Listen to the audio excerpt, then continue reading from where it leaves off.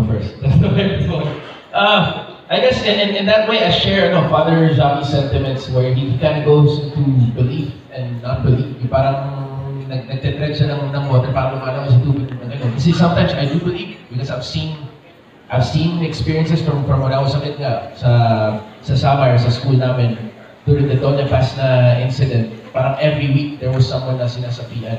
Na nasa young kid, nakikita ko lang na it was a recurring event sa may malaking acacia tree dun sa school namin. So, for me, it became like a normal thing almost. Then you hear mga real accounts on YouTube, like the exorcism of Emily Rose, and you hear the real audio ng totoong case na pinagbasayan nila. So it makes you think, but at the same time, minsan pumapasok sa isip mo, totoo kaya yan? Maybe it's an illness, maybe it's a misdiagnosed na sakit, or maybe it is something that's supernatural. So for me, pag-ganon ako. Siguro ako po, ganun din. Kasi natakotin talaga akong tao. And hindi ako nanonood ng mga horror talaga na alam kong sobrang makakapranig sa akin after ko mapanood. Pero habang ginagawa ko namin itong pelikulang ito, yung journey ng character ko, yung journey ni Agnes, nagkaroon ako ng idea and kahit pa paano nalaman ko kung ano ba talaga yung nangyayari and ano ba talaga yung pinagdadaanan ng isang nasapian or yung about sa exorcism. So, hatitin ako na parang natatakot ako so hindi ko ina-acknowledge yung plotline pero at the same time, maaari talaga siyang magyari sa kahit. Sir Maggie? Okay, I was also baptized and raised as a Catholic. But somehow in UP Diliman, where I was an activist, you read in the Communist Manifesto that to rid yourself of evil spirits, then you have to rid yourself of the good spirits as well. So there are no spirits. However, personally, I believe there is a God. I believe my God is more powerful than any other spirit. I do not believe in hell. I believe there is only heaven. So that's my personal belief. I believe in God. I believe in heaven. That's all there is. Well, I was born and raised a Catholic, but then when I became a Christian, I have experienced already dealing with the demon, and I have witnessed. It's what you call exorcism, but it's really like driving out the devil from someone, and it can be scary, but you really have to go above that fear, and yes, it is true. There is a devil. There is, but God is more powerful than the devil. So that's what I believe. And to answer your question, yes, I have experienced it firsthand. Inah? For me, pag ganun din. Kasi, I mean, you hear about it, you read about it in the internet, in books, you see it in movies, you see how things like that are portrayed, you see documentaries about it. But the thing is, lalo na dito, it's very hush-hush. So, but I have friends who have experienced that, those things. My mom, nagkwento siya sa akin na may nangyayari sa classmate niya when she was still studying. So, ako kasi, I would believe it if I experienced it firsthand. But siguro, just hearing about it, parang, you know it's there, but you don't talk about it. Or you can't say anything because hindi mo naman na-experience it. So, For me, I think natanong to last presscon and my answer was a bit different. Sabi ko wala pa akong experience or wala akong alam na naka-experience. But nung pauwi na ako, naalala ko that when I was a kid, there was an attempted exorcism that happened in a location where I was also in and I could see it from the stairs. Parang nanonood lang ako sa second floor. So, hindi ko alam at that time what it was. It looked scary, and I would hope na one day I would never have to be part of it or anything similar unless it was a life or death situation and that was possibly the only hope now. Sige, tingnan natin baka it might work naman. Kasi din ako medyo hesitant ako to believe. Maybe because I haven't experienced that or maybe because natakot ako when I was a kid. Nakala ko hocus-pocus lang yun. But what do we really know, right? So we'll see if it's real, if it happens to you, you'll know. That the development of this project, development alone, meaning the writing process, took 4 years. No?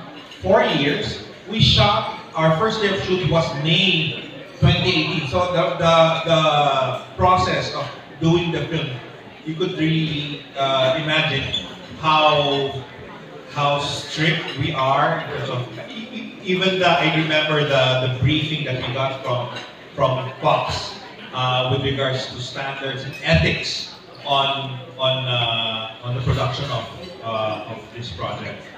And I just like to mention, people are asking what is the meaning of Maledicto. How did we come up? Actually, sila Jonathan and Javi were the ones who came up with the title.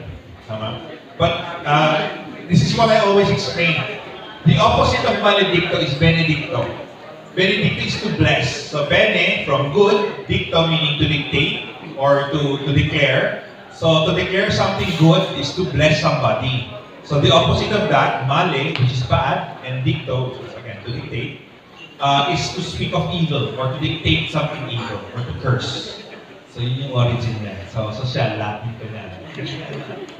Yung proseso. Kasi we wanted somebody that yung priest is old enough. Kasi the character of Father Javi here is somebody who is a doctor already, but something happens to his sister that led him to become a priest, exorcist priest. So somebody who's old enough, mature enough, somebody who's very articulate. We were casting for one actor one time, very great Filipino actor, pero nung nakita niya yung a lot of technical words. So, grabe yung research when it comes to the process of the Vatican way of performing an exorcism. It's very accurate. We had to interview real exorcists.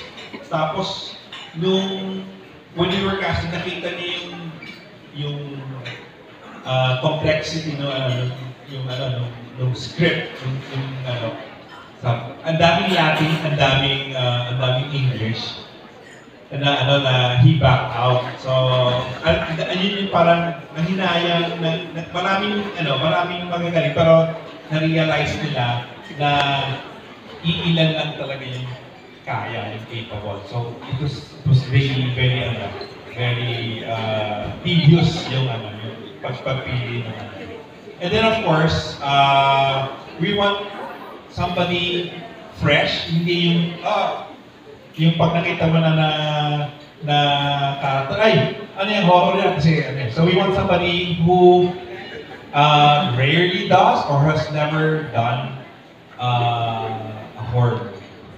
We're dealing with exorcism, but as I mentioned it before, the original pitch was that it was a horror procedural. That's how we try to differentiate it with how not just the Philippine film industry, but even how Hollywood treats exorcism. And it's not just this premise for jump scares. It's a crossroad between the supernatural and science. So we try to highlight the process, the procedure, the uniqueness of the fact that this is a 21st century institution that has procedures in place to discern if something supernatural is occurring. So we try to highlight the process, and we try to make it more character-based because most horrors tend to live or die by their plots. Either they become memes or they become really scary. But we try to just highlight characters, not just to make our film different, but to give it life beyond one installment, to make it more expandable, to make people want to follow not just the story of exorcism, but the stories of these characters as well. Yes, the exorcism film can be a genre on its own. But what makes this different is, well, of course, you research, no? And then you'll be surprised among the Asian countries. pinakamalakas ang concept ng exorcism or demonic possession sa Philippines. To think that we are the only Catholic country or Christian country, predominantly Christian country in the whole Asia. So, and then, yung phenomena na nangyayari with regards to demonic possession, yung mass, you will see school children, no? In groups na napopossess supposedly ng demons. In fact, even Tom Rodriguez's character, si Father Javi mentioned that it was in Pigafetta's Chronicles na marami, we are a country filled with spirits already. Sa panahon pa lang ni Magellan, meron na yung concept of masyado na tayong on spirits. So, if there's anybody who should own, in fact, that genre, it should be the Filipinos. Mahaba po yung kwento because as some might know, 2015, nagkas po ng open call ng Fox for any new content. And from then, actually, lang kami sa Overnight, John and I are from a company called Overnight. Actually, every one of us pitched our own concept. Siya yung sinuwerte, siya yung manalo. Back then, the directive was to create a TV series. So that's where we started. We formed a team to create a series. So we finished, we were able to block that out. No? Bigla lang bumalik yung management. Well, actually, iba pa yung usap namin doon sa Fox. Kasi marami siya sa Fox din. Iba na. Iba na. They say, I think we want to start things off with a movie. Okay, so...